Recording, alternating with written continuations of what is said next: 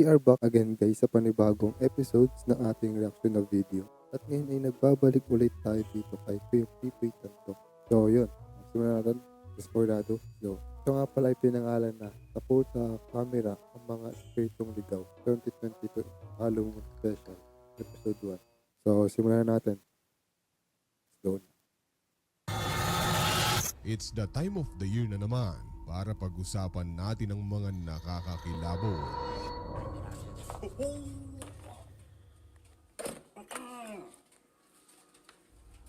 nakakatakot, at mga makapanindig balahibong mga videos ang pag-uusapan natin dito lang sa channel na kung ikaw ay may kaalaman, hinding-hindi ka malalamangan in the story goes like this. Kuha ang CCTV na ito mula China noong 2016. Okay naman ang lahat sa loob ng mall ng mga oras na ito. Pero nang makalagpas ang isang alley sa isang bahagi ng aisle ay may biglang nahulog. At syempre, bilang isang good citizen, Sa Japan ba to? ay pinulot niya ito Para para sa ibalik. Japan ata to eh. Pinulit niya, okay.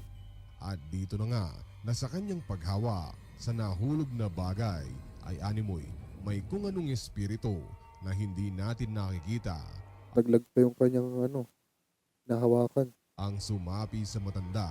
Nagsimula siyang gumalaw ng hindi pangkaraniwan. Itinaas baba niya ang kanyang ulo hanggang sa ikabagsak niya ito. Nagsimula siyang magsisigaw-sigaw hanggang sa mapansin na rin siya ng ibang mga mamimili na nasa loob ng mall. Nangyari par? Sinapian ba? Ano?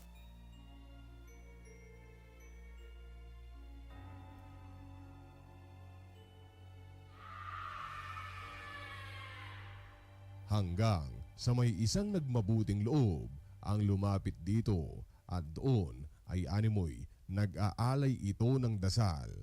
Pero parang hindi pa rin ito umepekto dahil ilang sandali lang ang lumipas ay muli siyang sumigaw at sa pagkakataong ito ay mapapansin na di hamak na mas malakas ang sigaw at parang may kapangyarihan din ito dahil yung CCTV at mga gamit sa paligid pati yung mga taong tumutulong sa kanya ay naapektuhan kasabay ng pagtalsik ng mga taong sinusubukan siyang tulungan. Ang videong ito ay up to this very day ay isa sa itinuturing ng mga taga-China bilang unsolved Kala ko Japan. CCTV mystery na China pala to. Ayop. paanong biglang nag-iba ang aura ng matanda at paanong naapektuhan din yung mga tao, mga gamit sa paligid at pati yung CCTV sa kanyang pagsigaw. Sa pagdami ng mga CCTV sa panahon natin ngayon ay kasabay na rin ito ang pagdami ng mga hindi maipaliwanag na pangyayari sa loob at labas ng Pilipinas. At sa videong ito ay makikita natin ang isang cashier na inaasikaso ang customer nang walang ano-ano'y may biglang may kamay ang siyang lumabas sa gilid para itapon ang gamit na nakapatong sa desk. Panoorin natin ng slow motion.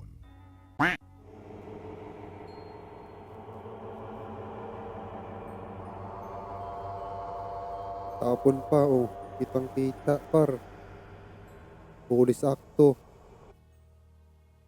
Badi siguro'y isipin ng ilan na may tao na nasa likod ng desk. Pero kung ganito nga ang nangyayari nung nangyari ito, ay mapapansin din ito ng customer na siyang kausap ng clerk. Pero kung titingnan natin ang video, ay kibit balikat lamang ito. So ang ibig sabihin ay walang kung anong tao doon.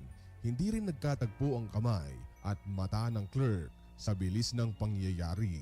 At buddy, nakakatakot lang isipin na paano kung sa gilid ng iyong kama ay may biglang kumalabit sa iyo Uy, ng biglaan. kilabot yan par. Lalong-lalo na ikaw lang mag-isa at hating gabi pa ito mangyayari. ano ang gagawin mo?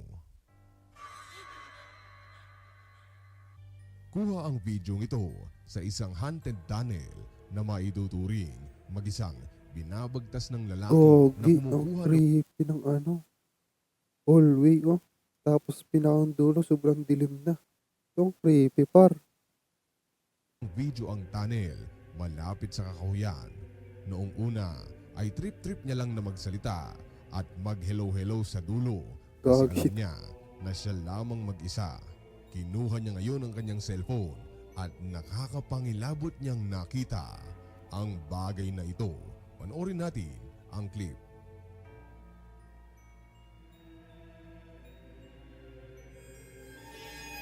Bago ko. Nang mapansin ang nakadungaw na nilalang ay hindi siya nagdalawang isip na tumakbo upang ito ay layuan. Ngayon, Ganyan rin ang gagawin ko talaga. hindi lang naman ang paraan ng pagpapakita ng nilalang na ito ang siyang nakakakilabot dahil kung titingnang mabuti, frame by frame ang video ay makikita ang nilalang na wala itong mga muka at kakaiba rin ang korte ng katawan nito. Paano kung Merong yung mukha. Hindi lang talaga kita. Kasi malabo yung video eh. Ganun lang yun. akala mo na ikaw lang mag-isa sa bahay tapos naisipan mong mag-TikTok upang i-upload sa internet? Pero nang matapos kang magsasayaw-sayaw at ini-upload mo ito sa iyong account, ay marami ang taong nakapanood. Nakapansin na hindi lang pala ikaw ang mag-isa sa loob ng bahay. Kundi dalawa kayo. Mayroon din kung anong bagay ang tinititigan, Hindi ka lang nag-iisa pero may isa pang kasama. Ibig sabihin dalawa kayo. masdan ang bawat mong galaw. Buddy, nakakapangilabot ang videong ito kaya heto na't ating panoorin. Hindi ka ate nag-iisa. May kasama ka.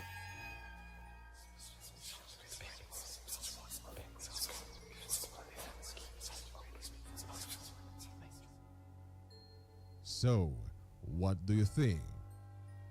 Hindi na natin lalayuan pa ang mga aksidenteng kuha sa loob ng bahay dahil Sarap na sarap sa pinapanood niya. Isang babae nag-TikTok. ang susunod na video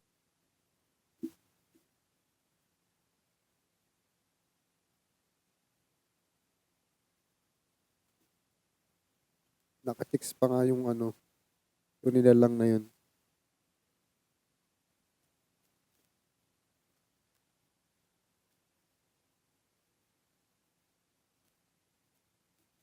Aba.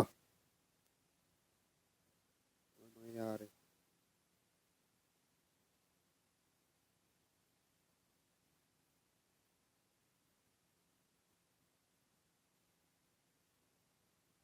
Saan?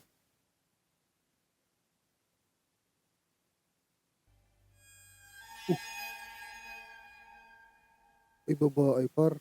And you know me buddy, I always save the best for last dahil alam naman natin na ang mga litrato ang ginagamit natin para ma-immortalize ang isang highlights ng ating buhay na iimprenta nito ang ating mga minsang naging kaibigan, gayon din ang naiwan nilang alaala. Pero paminsan-minsan ay mayroong kung anong bagay ang hindi natin maipaliwanag ang nahahagip o nakukuhanan ng ating mga kamera. Tulad na lamang nito na sa unang tingin, sa unang kuha ng litrato ay normal na tropa-tropa picture lamang. Ngunit nang kumuha ang mga magkakaibigan ng ikalawang shot ay may nakakagulat, nakakapanindig balahibong nakuna nila. Ang nilalang na ito, isang kung anong bagay ang nakabarong ang Aba. nakunan sa shot. At hindi lang yan, Ano ba yun? dahil pag isinum natin ang naturang picture ay malalamang yung nakabarong na ito ay wala Ulo. ang ulo. Walang ulo nga, par. At dito sa aking laptop, hindi kita. Partida, par. Walang ulo nga,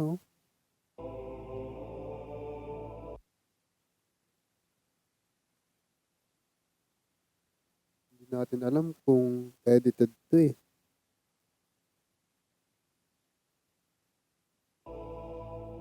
Pixel masyado.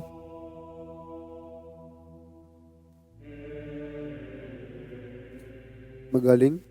At dyan na nga siguro matatapos ang videong ito.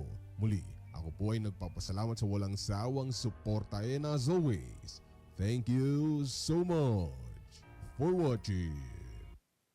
So, dito na tatapusin tong video na to, guys. So, yun lang. Ingat, inga bless. See you in the next one. The video. Paalam.